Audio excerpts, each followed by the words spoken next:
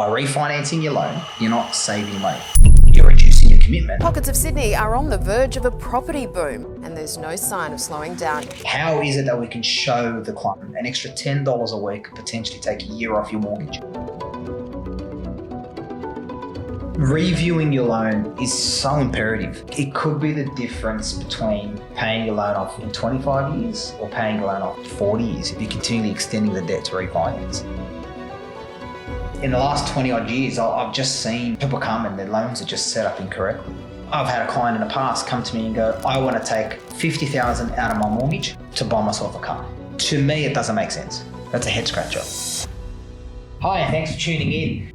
We're an education-based platform helping mums and dads and self-employed customers achieve their financial objectives. We just so happen to do loans. In this episode, we'll be covering three basic elements of your lending space: is understanding home loans, basics and best practices, understanding HEM, what is HEM and what do banks look at, and we'll also be discussing debt management, strategies to pay off debt faster. From Wider Wealth was established for people to have a purpose behind their wealth. A lot of people that I've come across over the years are wealthy, but don't know why, or don't know how they created wealth. Wealth is not necessarily money related, it's also health related. And by having health, and while you're building wealth, you also build a journey of success.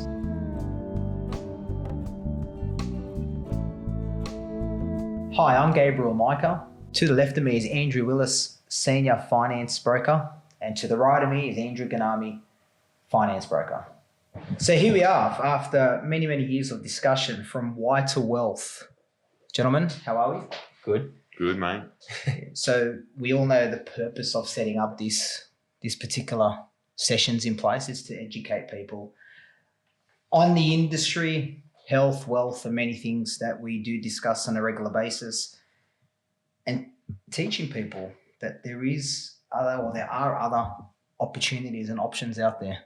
And of late, with the cost of living rising, inflation being the topic at every barbecue conversation, we do get regular phone calls to review home loans, business loans, and everything in between. And we do have some best practices that we do follow. Some scenarios whereby clients come in and they want a rate reduction, but that's not always, or want to refinance to get a less of a rate, but that's not always the best solution. So what we have found with our clients is just ensuring the loan suits their needs and objectives, because what you signed up for 5-10 years ago doesn't necessarily align with what you have now. You agree, Andrew? Yeah, 100%. So some of the practices are people who have bought properties and had them for investment purposes, but now reside in them. They've got an investment loan. They've moved back into the property, been in there for another 12 to 18 months. So happen to receive a letter from your bank, broker, whatever it may be, and they're freaking out about the home loan. The rate's too high. So they're still on investment loan? Some, yes. Some still. They don't review. So I guess the point I'm trying to make here is how often, as a homeowner yourself, how often do you review, and as a broker yourself, how often do you review your home loan? Personally, I'd say every 3 to 6 months. I mean, it hasn't moved too much in the last 6 months. But yeah, prior to that, every 3 to 6 months. We used to do annual reviews. Just in the environment that we're in now, it's probably every 3 months. Nothing's quite changed after 13 rate rises. I guess the big one at the moment is clients coming off the fixed rate.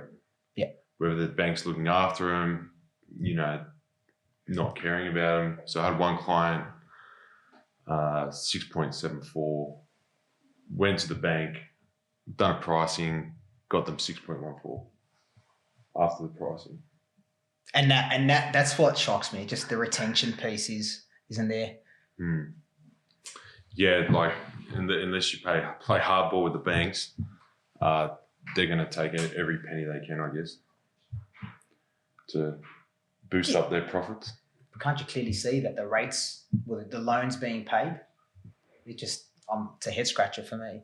Mm. I mean, they look at existing businesses, to my eyes, as not relevant. So that's, I guess, when we get clients come in after they're being in the loan for 26 years and they want to refinance. So we then have to sit and educate that you're technically not saving any money. By refinancing your loan, you're not saving money. You're reducing your commitment, but you're not saving money. When you extend to a 30-year term. Correct. Yeah, correct. So I guess the only way you're really saving money is you get less rate, less fees. Then there is savings there, but then you also got to look at the cost associated with refinancing. How long is it going to take before you actually see the savings? Is it 6 months, 12 months? You've got to take all that into consideration as well. So what I tend to do is when I'm sitting down and having the initial conversation, and I'd encourage anybody out there going to a broker, a bank, whatever it may be, I'm massive on, right, if you've got 27 years remaining on your term and you refinance for 30 years, you're extending your debt by a further 3 years, correct? Correct. So where the genuine savings comes about is when you sit with the client and you say, right, I can take your rate from 6.5 to 6.2, mm-hmm. right? So the 0.3 savings, we will then capture that difference in repayment. And we will touch on this in the future. And then what we then do is we do like for like, 27 years on the same rate and 27 years remaining on their current term with the interest rate that they're on. Then we show them where the genuine savings is. Yeah, correct. And then with the difference in rate, we then show them, if they were to continue making that repayment, how they can further reduce their repayments. Yeah, that's right. I mean, in some cases, if there's, say, 25 years remaining, you may have to extend them back to the 30-year loan term for borrowing capacity, because obviously you can borrow more money over 30 years as opposed to 25. But then you can advise the client or educate the client that, look, if you keep the repayments what you are paying now, you'll still pay it off over a 25-year period because you are saving on the rate. And we got graphs to show that. It's not only the graphs. Having been in the industry for 20 years, you get the new to industry brokers who brag that they've saved their client money. That's not necessarily the case. By extending the debt and consolidating your debts, yes, you've reduced commitments. I give that, but you're not saving. Yeah, especially if you got 4 years remaining on a personal loan at $30,000, consolidating that into the home loan and spreading it over 30 years. Correct. You're probably costing the client $70,000 over that 30 years. And it's there, it's happening. And I guess clients need to be aware that extending your debt, yes, I understand we're getting less repayments, but what have you put in place to try and pay your debt off? And it comes down with the cost of living. Everybody's complaining about the cost of living, and everybody's not complaining. They're discussing the cost of living, and it's a real stress point in the financial strain it puts on families. What are we doing to push them in that right direction? Who have we got coming in and helping them? How is it that we can show the client, rather than tell them, show them an extra $10 a week could potentially take a year off your mortgage? I mean, we make the minimum repayments. How does fortnightly repayments and weekly repayments help you paying your debt off sooner? Well, paying weekly, you pay an extra 4 repayments a year. So every 12 years, you're saving 1 year off your... Correct. So you're paying it off in 27 and a half years, give or take. That's not with any additional repayments. Yeah, correct. So still you're the same repayment amount as if you're paying it monthly, but you just pay it weekly. Extra 4 repayments a year, and you're saving 2.5 years off your paying your mortgage over a 30-year time frame. Yeah, but it might not seem like much, but I mean, that could be 30,000 in savings right there. And it's interesting when we use that particular graph as well. When you're taking a 5-year term putting into 30 years. So I've had a client in the past come to me and go, I want to take 50,000 out of my mortgage to buy myself a car. To me, it doesn't make sense. So when you sit there and you go to the client, right, let me just show you. And in this particular scenario, it was going to cost him an extra over the term of the loan, just on that 50,000. It was going to cost close to $30,000 in interest over the 30 years. When we actually put it in front of him and said, well, it's going to cost you $5,000 in interest, he was absolutely amazed. Look, 30 grand is probably stretching it, but there was a significant difference when you're taking a loan out for 7 years at capping it at 7 years, rather than 5 years to extend out, or lower the repayment by extending out the term. You're actually saving the client by doing that. Yeah, correct. Or if the client does take it against the home loan, but takes it over 30 years, but has the discipline to pay it off in 7 years, you potentially could get a better rate. You probably are going to get a better rate than a car loan, but it's whether they have that discipline or not. So would you make I tend to do it. Would you make the recommendation that you take a separate split? So if we've got a mortgage there of 300,000 and taking an extra 30 to buy a car, you'd have 300,000 as a refinance of the existing loan. Take the other 30,000 over 30 years as a separate split, because consciously they know what they want, but subconsciously they're saying to themselves, "Hey, I need to pay this off sooner." It never happens, does it? No, that's right. But I mean, if you set up direct debits each week automatically to pay it off in that 5 years, yep. Let's just say rego comes up and you're a bit short that week. You do have the ability to not pay the full amount that week and pay your rego and then go back to paying weekly. So there is that benefit by taking it on your home loan. And the money's there available to you. Correct. So it's savings without having to... Yeah, correct. So gives you that flexibility where a car loan would not give you that, where you're forced to pay that $500 a week or whatever the repayments are. I had that scenario last week where I want a personal loan. I want to take it for 7 years, but I want to pay extra. And I've gone, great, that's perfect. Why don't we do it over 5 years or 4 years? If you're going to make repayments over 4 years on a 7-year term contractually, and it was just like, I just want to keep my repayments to a minimum. I'm going to pay extra, but I want to keep my repayments to a minimum. And it's like, okay, if that's what you want, then we'll do. That's your objective, and we'll just make a recommendation based off that. But I guess reviewing your loan is so imperative. It could be the difference between paying your loan off in 25 years or paying your loan off 40 years if you're continually extending the debt to refinance. And you don't know what you don't know. And people just go out there to look for the best rate. And I'm all for that, right? 100%. All for it.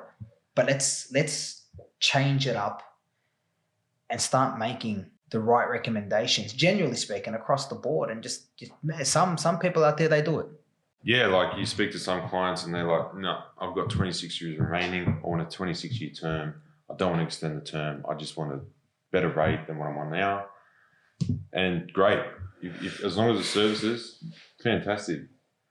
But, it is getting hard out there. Cost of living's rising, pay probably not going up with the rise of inflation. So some people, they're like, no, I need to go back to a 30-year term just to be able to keep the house, reduce my repayments. Once I receive a pay rise, rates come down, grocery bills hopefully start to come down, then I'll increase my repayments. So hopefully, they stick to that. And once again, it all comes down to discipline. Yeah, but how many clients do you get? And, when we're doing the reviews, it's somewhat head scratcher. But a mortgage is an infinite game. It could go on forever, right? So it's about the education process of, yes, go off refinance. But when you go into review the client's lending and they've made no dent in the debt, they've made the minimum repayments, bank, broker, whatever it may be, hasn't reached out to them, and they're like, well, you don't know what you don't know. So it's not hard to put extra $50 away I don't know, fortnightly, plays a difference. Yeah, I mean, it just depends on their circumstance. You know, when you done the loan 2 years ago, no kids. Now they got one kid. You know, it could be hard. They may not have that $50. But I mean, if you got a spare 50, whether you know, don't buy a case of beer that week. Don't you know? You're gonna reap the benefits later on down the track. Every little bit helps, whether it be 50 a fortnight, 25 a fortnight. Like you will see your loan start to move. But what people don't realise that if you're paying that extra 50 and you're making your minimum repayment after 12 months, that $20 a week you're putting away, like you mentioned earlier, that's your rego. So you're paying for your rego, but why not get a head start? Put $20 away each week. And I know the old saying, if you don't buy one cup of coffee a day, how much can you pay off your loan? Mate, some people want their coffee. Just give them their coffee. That's how they function. Enjoy your coffee. Leave them alone. Drink your coffee. Have the coffee. Yeah. Right? There's ways of being smart. A lot of people are taking up hobbies to make ends meet. A lot of people are taking second jobs, and you know what? You do what you need to do. But generally speaking, we have a role to play, and that is educating people and telling people there are solutions. It takes you like HEM, the household expenditure matrix. HEM is important. That's what the bank relies on to determine your monthly living expenses. I'm going back 15, 20 years ago, HEM. So your living expense was based off postcode, right? So if you lived in the West, you're going to pay an extra, hypothetically, $500 a month in expenses. If you lived out West, you're going to pay $500 less, right? Now it's changed to income-based. Correct? Yeah, I mean, I wasn't around 15 years No, ago. I'm talking about now. Now it's income-based. Yeah. Income-based. So you could be living in the city, earning 50 grand a year, or living out West 50 grand a year. You're going to pay roughly the same in living expenses. But now it's income. If you're living West or inner West and you've got 150 plus, then your living expenses. Andrew, you're seeing that now with clients. Their expenses are sometimes unrealistic and underdeclared. Yeah. So what are the kind of things that you're doing now to educate clients with respect to household expenditure matrix, really? Like what are a few things that you do with them? So realistically, I sort of go through the process of understanding how they're apportioning their living expenses, whether it's groceries, whether it's if they have children, there any maintenance involved, clothing and personal care is another one. A lot of people now during these times will declare less. And so what I tend to tell them is realistically, we also see these on the bank statements. We're able to also tell them, look, here's what you're spending. Here's what is being told. How can we find a meeting point? How can we find that exact figure that they are spending? And generally speaking, like Gabriel said, yes, people tend to have a higher living expenses when they're earning much higher. Someone on 200,000 is going to spend much more than someone on 90,000. Generally speaking, people live and spend within their means during these times, especially, and that comes into play where they'll put aside money for mortgage or put aside money for a car. Just really depends. It's something we've been discussing regularly. A few of your clients with moving out of their own occupied, living with parents. Yeah, I was going to say that's the big one. First home buyers especially, they might spend $1,000 a month, and HEM could be $2,500 a month, and they say, but I don't spend that. But you've got to look, like we own homes. We know they're not buying cleaning products. They're not buying, all the other stuff that goes with owning a home. They're not paying electricity bills, water, council rates, all that sort of stuff. So straight away that if they're spending $1,500 less a month, it's easily going to go up to $500, $800 a month once they move into the new house. So it's just having a conversation with them, letting them know, like making them understand that with your income, this is probably what you're going to look at to be spending. And the big thing is the bank goes off the benchmark anyway. So if they're saying 2,500, you assessed at 2,500. So if you're under it, great, but that's what the bank's going to assess you at regardless. Yeah, to the bank, it doesn't really matter in their eyes. Nope. The other thing we've started that we like to tend to do is when we're requesting bank statements through a function called Lillian, we just go in and automatically itemizes the monthly expenses. So we've changed our processes here. We love a process, don't we, gents? We've changed our processes whereby we review the bank statements in a nutshell with Ilion. That gives us itemized recreation, entertainment, groceries. And then if they've got multiple accounts, there's a bit more work to do. But if there's that one common account, it allows us to make a more informed, or have a more informed conversation. Yeah. So it's not us waffling on and saying, yep, you got $50 in bill here, $20 in bill there. Because if somebody says to you, oh, I'll pay $50 a month in water, well, it's questionable because a family of four has got about anywhere from $250 to $300 a quarter. Yeah. And it may not mean a lot, but under declaring your expenses, you may genuinely do that and not spend. But when we look at those transactional statements, and and they've got $1,200 for recreation, and that's averaged. So these statements are taken over 6 months, so an average of 6 months. Yeah. How do you not spend $1,200 on going out, Gambling, whatever it may be.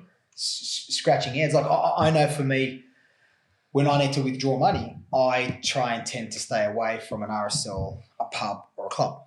Yeah. So I had many years ago, a client loan got pulled up. Question was asked, the guy's got a gambling problem. And I've said, why? Why do you say that? This is before we had to receive bank statements. And they said, well, every week on a Thursday, there's 500 taken out from a pub.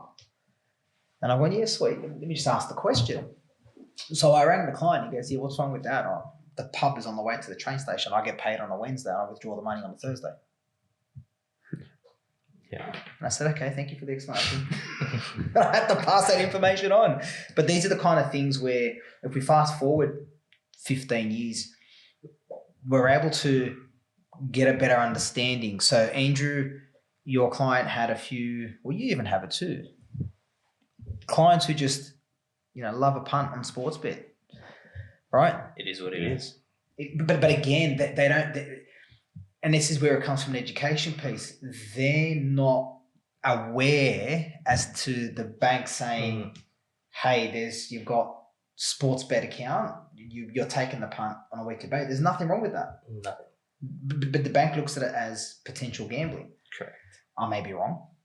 But if you declare that in expenses of entertainment, so if they're spending on average $250 a week, and you've declared that under entertainment, and the bank sees that, yep, no worries, that's fine. As long as you can still pay your loan, spending that $250 a week, or if it's you're spending too much money, that the bank's going to turn around and say that's too much. Maybe I don't think the bank go away for 3 months, and I don't think the bank will say it's ever too much expenses, but you should be able if it's over hem, if their hem is $2,500, but you're spending on average $3,000 a month, they're going to go and put in $3,000 because that's what you're spending. Whereas if you go to the client, look, or maybe $500 is a bit, you can get away with that, but if it's $1,500 or over hem, they're going to go off the higher amount. So you might need to say to your client, look, go away for 3 months, clean up your spending, and then we'll reassess in 3 months. But again, it's the education piece. It's not doing the submission, getting it to the 11,000 and go, I can't help you. The education piece is, I've had a review of your bank statements. This is what I've observed. This is what the bank's going to see. Where do we stand here? And that's when you may say to them, go for 3 months and try. And a lot of clients will turn around and go, great, I did it for 3 months. I was able to save an extra $2,000 because I was very conscious of what I was spending. Yeah. A lot of clients now are susceptible and are okay. They listen. They go, yep, I'm happy to listen. What do we need to do? And that's changed over time. I mean, I think the more credibility brokers get, being over 70% market share, it helps, right? But hey, HEM is a major thing. Living expenses is massive. And I've only had one in the last 12 months that has actually said to me, oh, yeah, I know what you're talking about. I'll send you my living expenses. And long and behold, it was accurate. Yeah. Right? Which was fantastic because it made my job so much easier. Or made our job, but it's just the education piece. I mean, I've never looked at a loan and gone, great, cracker, let's just get it done. Walk in the park, don't worry, we'll get over. Any solution we'll give you, even if it's the wrong one. We're like, nah, we've seen a problem. Let's attack it now rather than get a problem later on, but we can't undo. Yeah, 100%. But hey, that's what we do. Yeah. Yeah. At the end of the day, if the clients are aware of HEM and they come to do a loan application, they're going to know how to structure their lives maybe 3 months before they apply for a home loan. So they're going to be conscious of their spending. They're going to be aware of it. And look, this is what we need to meet. Here's how we're going to approach it for the next 3 months of our lives. You know, well, I have these conversations with first home buyers. Now, first home buyers, they listen. Right, I've got theory. You either listen or you listen, but they're tentative on both fronts. And they will say to me, what do I need to do, savings-wise, what needs to happen, so forth, the whole process. And when you sit down, you talk to them, sometimes it's an 18-month process. By the 12th month, they're finally in some form of a routine. And it's just normal to save. So my theory in that is when it comes to HEM, and the basics and best practices is if you want to buy a property and you're a first home buyer, what do you want to spend? And they'll say, I want to spend 600,000. How much savings have you got? Oh, I've got 60 grand now. I'm going to save a little bit more. That's why I'm 12 months out. Great. I love these conversations because it's the process thing. What tends to happen is you go, right, your repayment's going to be $3,500 a month. If you could put $3,500 away every month and still live with your living expenses, right? Put $4,000 because that extra $500 is for, we were talking about before, water bill, electricity, whatever it may be, right? Cost once you move in. And that's what we do. So majority of them start putting $4,000 away every month. So by the time it gets to the 6 months, 7 months, 8 months, the major win for them is behavior, right? They're in the right behavior to put money away. And the second thing is the added bonus is they've got anywhere from another 15 to 25,000 in savings. Now we've had a client not a couple of weeks ago whereby he didn't want to use parents as a first home buyer, but he chose to go down a path of an investment because he goes, nah, I'm happy to live at home. I'm happy to pay the stamp duty. And it was a 8-month process. Yeah. Before he got every single dollar together. From the start of our phone call until when we submitted the loan. So it's something that I'm massive on, and it's a process, really process driven here. And at the end of the 8th month, he signed the contract for a property and settling. So to me, they're good news stories. You see somebody go along the journey and then it pays dividends for them. It's a sense of gratification that we helped. I mean, from that client in particular, like we were educating him for 8 months, Yeah. and it finally started a routine for the client. Whereas he could say, you know what, this is where I want it to be. Sorry, this is where I want to be, and this is how I'm going to get there. And he started setting that routine in place. My biggest pet hate: managing debt with strategies in place to pay your debt off sooner. Do you recall the what's that called? The revolving line of credit. Do you remember them? No, it was a bit before my time. So I keep forgetting you're a spring chicken. So the old revolving line of credit was you had your home loan, your pay went directly, you had a credit card, you capped yourself at 5,000 spending a month, you earn 10,000 a month, you would have all your 10,000 go into your home loan to save you interest. You'd use your credit card for the month. At the end of the 30 days, your credit card will be swiped, and then your principal amount will be paid off from the mortgage, and you may have $1,000 left. Right? That worked in the probably mid-2000s, early 2000s. Nobody does it anymore because I found that people just want cash. They want it liquid. They want to sit in there. They don't want to put it into a home loan. There are strategies to pay off your debt faster. Yep. Right? So when somebody comes and wants to put a $30,000 new kitchen in or buy a $50,000 car, I try and talk them out of taking it against the house. Yeah, for sure. I mean, if you got the cash there, you are better off using the cash because you're not buying. What about a loan, personal loan? If you take out the personal loan, you have to pay it off in that 7 years. You've really got no choice. I mean, you could probably refinance it or cash out at some point to pay it off against your home loan. But if you stick to just paying that personal loan over the 7 years, you're you're gonna save a lot of money in the long term by them paying it off over 30 years. But plus your home loan in that 7 years is reduced. Correct. But it's even the fact that people taking investment loans to buy businesses, right? Yes, it can be done. No, it shouldn't be done because it's purpose, but people do it. Mm-hmm. And the reason why we say that is I'm a believer of any debt you have for other investments or business purchases should be for those businesses. Makes sense? So don't raise a loan against your property to buy a business. And there's probably people out there going, "You're an idiot. Why would you be saying that?" Because again, yes, the debt's been paid off, but there are lenders out there who can facilitate business loans against the business. Yeah, correct. If it's an existing business with financials and whatnot.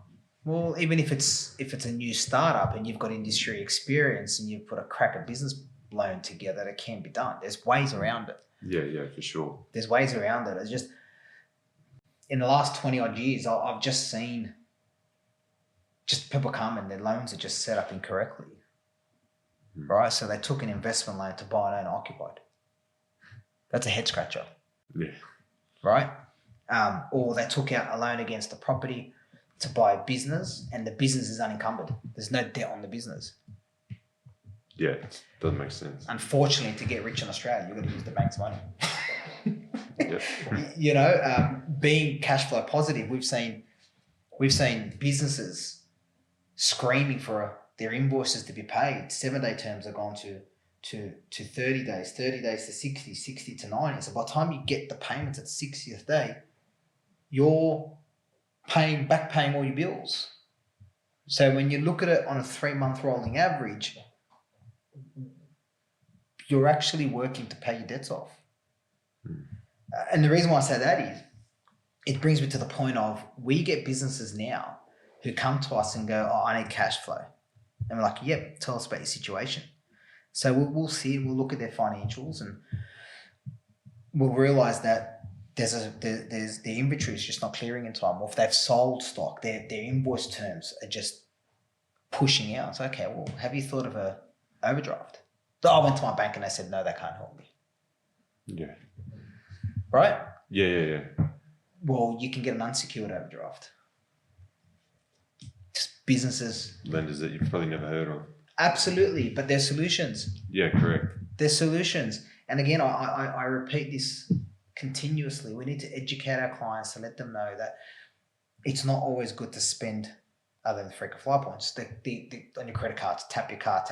I'll worry about paying it later. There are solutions. There are short-term business loans. There are overdrafts, whether you want to secure it against your property or not. But the business itself, I look at, needs to have cash injected at the 11th hour. You want to have a facility there. You may not use it, But knowing it's theirs, it's like a comfort buzzer.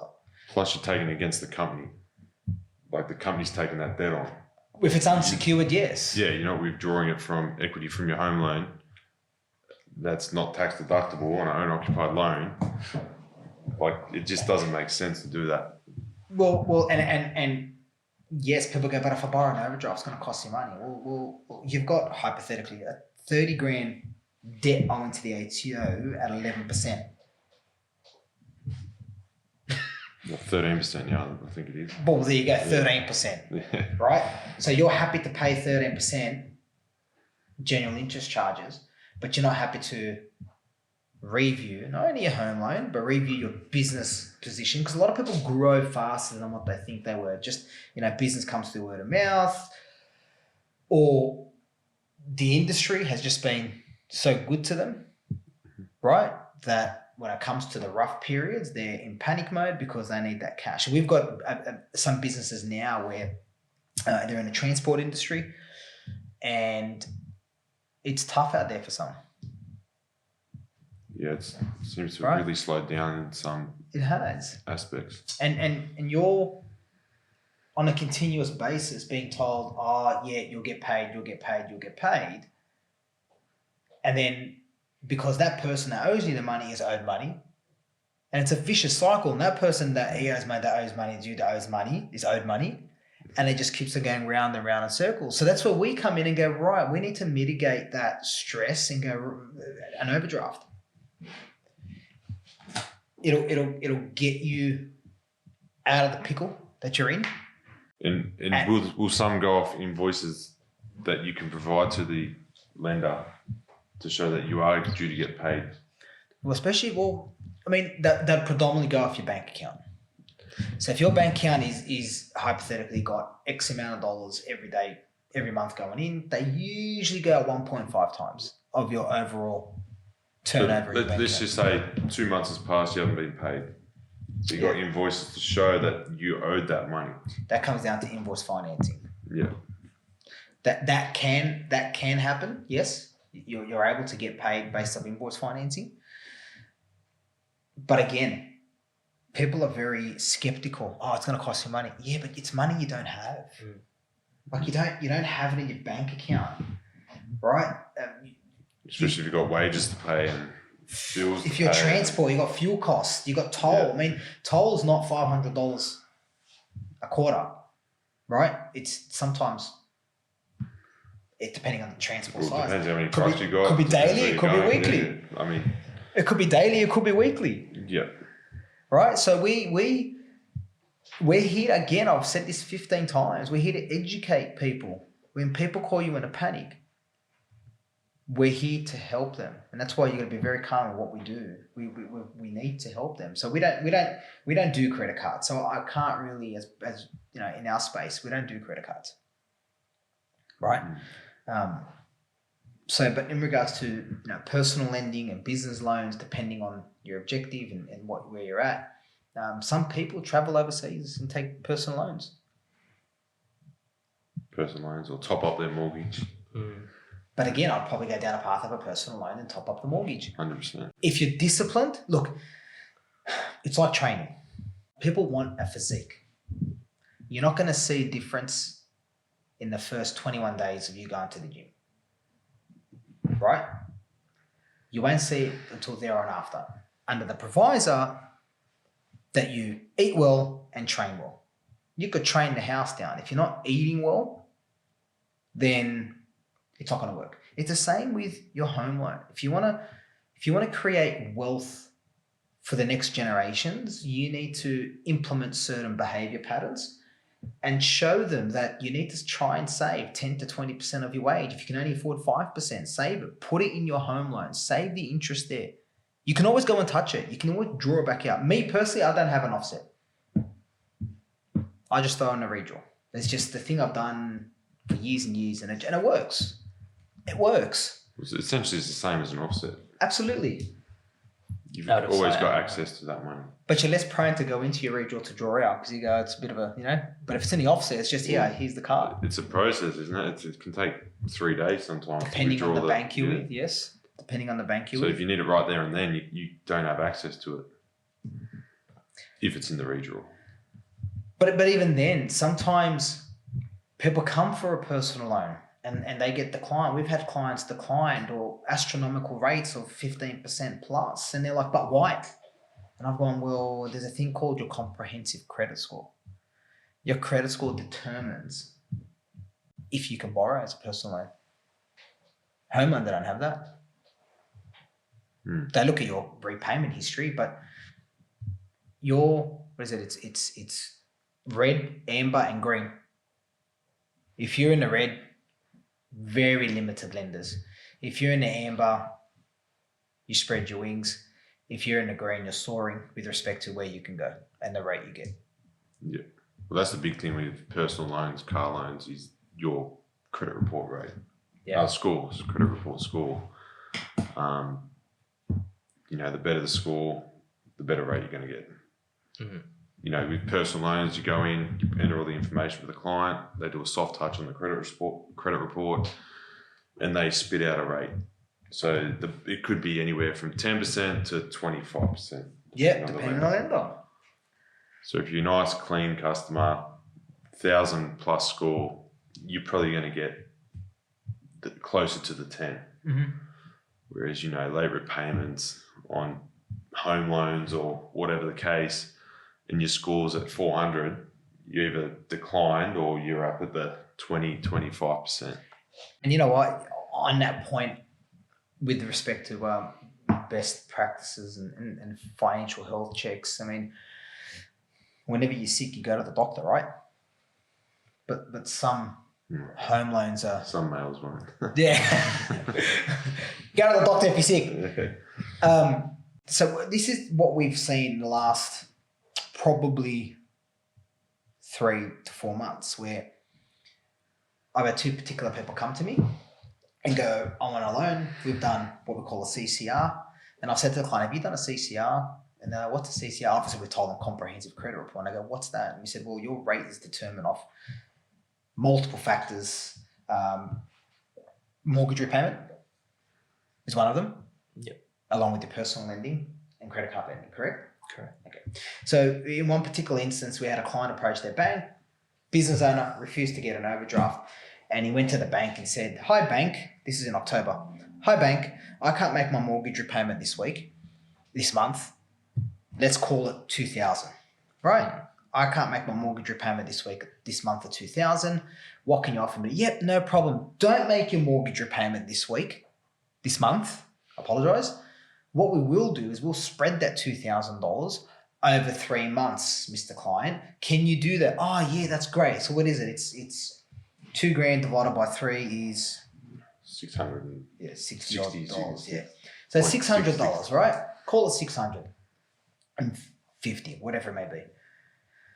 What's happened is when it's rolled over to the second month, the bank's gone and reported via the CCR, the comprehensive credit report, to go, hey, we flagged this, they're in financial hardship, because the bank didn't tell them they're putting in financial hardship. The bank just told them, yeah, tick, tick, tick, tick, done. Don't make the repayment. Yep. What's happened is month 1's out of the way. So they're paying $2,600, but they haven't made the first full repayment. Month 2 rolls around, they're now 30. So the first month is 0 to 29 days behind. Second month is 29 to 58 days, 59 days behind. And then by the third month, they're 59 to 60 plus days in arrears. Yeah. So 90 days, I think it was. Yeah, that's right. Days. So it showed that they're 3 months behind. Yep. Long and behold, they went for an asset finance loan or a personal loan. They got declined by multiple lenders because of the financial hardship. Mm-hmm. And I sort of, when it first came through and I told me what had happened, we flagged it and we've gone, we need to do a credit check. And long and behold, it showed that they were in financial assistance, hardship. And they were not aware whatsoever. Yeah. Client goes, what do you mean? Yeah. Okay, yes. Even, I'm not here to name names, we had one particular lender. Client fell into a bit of a ruckus with his business and he knew things were picking up. He went to the lender and lender guaranteed him through writing that we will not put you in hardship. And long and behold, 7 months later, the client's shown on his CCR. And I said to him, go do a comprehensive credit report. This is what you look at. Do an Equifax. In that'll be your CCR. And he had a look and he goes, crap, Gabriel. He goes, I'm 7 months behind on my mortgage. Because, but I've been paying it. I go, yeah, you've been paying minimum. But you're in a financial hardship team. Because you're still behind. Correct. So we had to educate him. And then he took that education piece to the bank and they removed it after a few conversations. Yeah. You can just imagine where that led to. There was no swearing, nobody got upset. But sometimes when you've gone to a specialist, whether you go to your mechanic to take your car, and this is the thing, you take your car to the mechanic and you tell the mechanic, I don't know what's wrong with it, fix it. Right? I sometimes feel as though that we're not a mechanic in our own field, because you never bring your homeland and go, this is what I want, do it for me. We need to make the recommendation for them, but they come to us adamant. But they don't let us work on their loans like a mechanic would work on their car. Let me go off and do what I need to do and I'll come back to you. It's like, no, but this is what I want. This is how I want it. And some do know what they want. Like, admittedly, some clients do know what they want. They've been around the traps for a while. It also depends on the bank as well. You know, every bank's got different policy. Like we were talking before, there was a bank that didn't add back the negative gearing on an investment property. Yep. So their borrowing capacity for that bank could have been $300,000 less. But that particular bank was giving really good interest rates. So they see the interest rate on, compare the market, TV, whatever. Mm-hmm. Like, yeah, I want to go to this certain bank. And then we go do our serviceability calculator, look at the credit report, do our investigation to see what the right bank is for them. And we say, well, you can't go there because you can't service the loan. But they're adamant they want to go to that bank because they've seen the rate, or they're around the barbecue and they're like, you know, my investment rate is 6.29, or I'm on 6.8. What bank are you with? But it's just not achievable. No. So then you give them the options that are there and you say, okay, you can go to bank ABC. The rate's going to be 0.15% higher. Sometimes they're not happy with that. But that it is what it is. But you said something very interesting. We get a lot of clients coming to us and go, I'm adamant, I want a major bank. But as experts in our field, we are aware that the best rate doesn't necessarily mean you're going to get the best product, the best bang for buck. Or be able to achieve your goals. So out of the 30 odd people we deal with, 22 of them plus have a 3% buffer assessment rate. So that way, if they're offering you hypothetically 6.25, a lot of them say, okay, you need to service this loan at 9.25. But there's some banks that go, no, we'll do it 2%. I know there's one particular lender that does it 1%. And that could be the difference between borrowing $800 or close to $1 million. Correct. I mean, the 1% bank, you're not going to get the rates you see on TV or that your mates have got at the barbecue and that. But if it allows you to purchase the property you're looking at, it's a no-brainer, really. Of course. There's always a solution, whether they want to go down that avenue or whether they just want to sit back for now. But at the end of the day, higher rate, you're still going to receive a solution. And even if you go to the higher rate, you might go, nah, I'll try to save the $100,000 that I'm short over the next, say, 18 months. But in that time, the property could have gone up $200,000. Like, yeah. And the other thing as well is banks now, if you've been 12 months with that lender, you've got the option of refinancing with a 1% buffer as opposed to the 3%. If it's dollar for dollar, clean conduct. Yeah. That bank the bank that you go with originally has to be on your comprehensive credit report. Not all lenders are.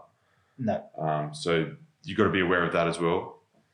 But, you know, in 12 months' time, you could be on that good rate because all of a sudden you're getting assessed at 1% as opposed to 3% above the interest rate. At what point would rates change? Who knows? It's an up and down thing at the moment. I mean, I think rates will come down sooner than later. You speak to everyday people and business owners, and some industries have, you speak to some people that come to a standstill. Yeah. So, And some are flourishing. yeah, correct. Obviously, it's going to affect businesses differently, but if they want the economy to start moving again. Yeah, but at what cost? Well, they're not going to come down like COVID. COVID, what were they dropping? 0.5% every month. It's not going to be a quick process, but I believe start of next year they'll start to come down. I don't know when. I think the next 2 quarters are going to be massive. Yeah, correct. For the economy in general, it's going to be massive leading into Christmas. I mean, we're already in August. Wow. Very fast. August. So it's going to be a very interesting 5 odd months and to see where the economy heads. But I just think people need to gear up and really start. I mean, a lot of them are tightening their belts, and a lot of them under that financial stress.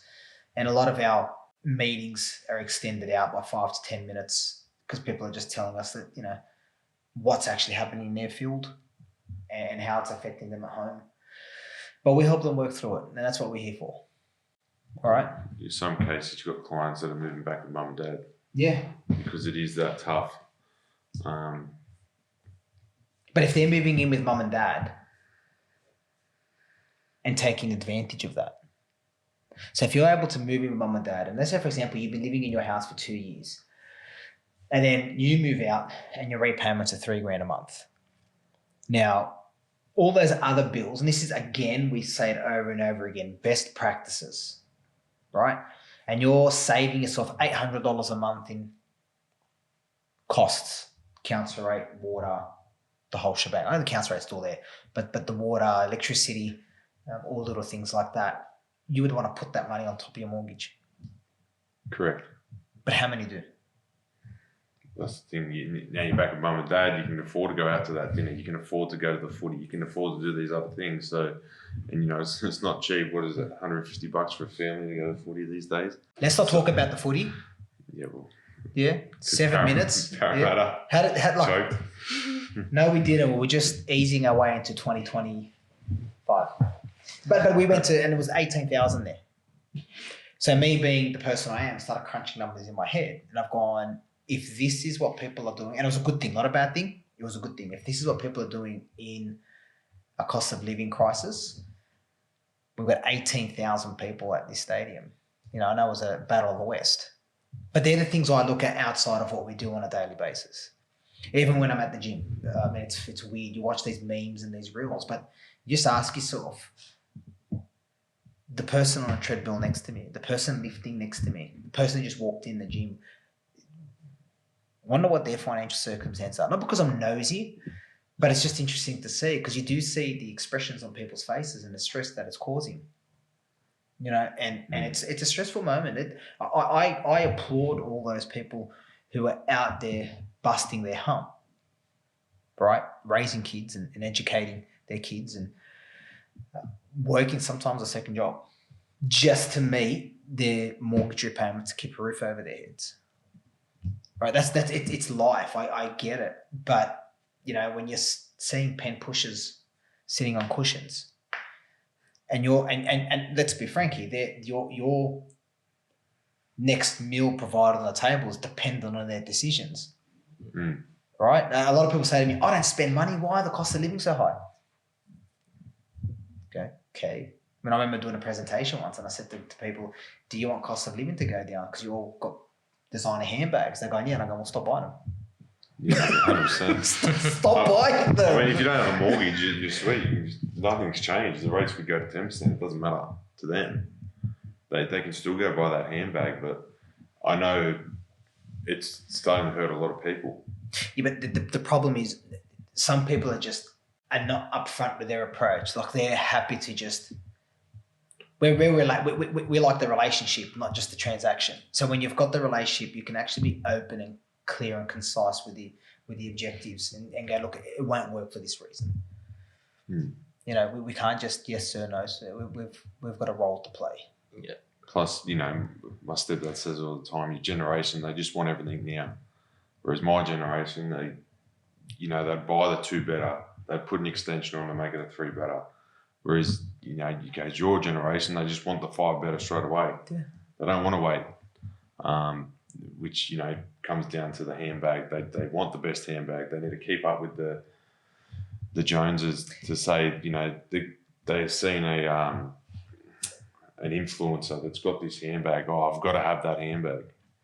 My biggest pet hate, and hate's a harsh word for me, is the buy now, pay later. If you can't afford it, don't buy it. And what I mean by you can't afford it is if you can't go there and go, here's $500 for the product and walk away, how many millions and billions of dollars in interest is paid on that? Okay, I'll give you a prime example. The good thing about the Alien transactions, because that gives you a concise, you actually ring the client, you go, hey, do you want to send me a statement for your buy now, pay later account? Oh, I don't have one. Yeah, you do. Oh, no, I don't. You do. You've got to snip it and send it to them. They go, oh, I do. So they're not aware that they're actually given a limit. Yeah. They're not aware. And that is now taken and factored in as a liability. Correct. Yeah, correct. So your afterpay, great if you can afford it. But if you're paying $10 a fortnight, they're going to go off the 3,000 limit at 3.8%. Exactly like a credit card. It is. You have access to that money, it's exactly what they're going to assess you on. There is discussions at it being regulated. So, but does it happen? Who knows? When? Who knows? We can only do what's been passed on to us. And that is just take it as a liability. Some lenders don't take it as a liability. Is that correct? Yeah.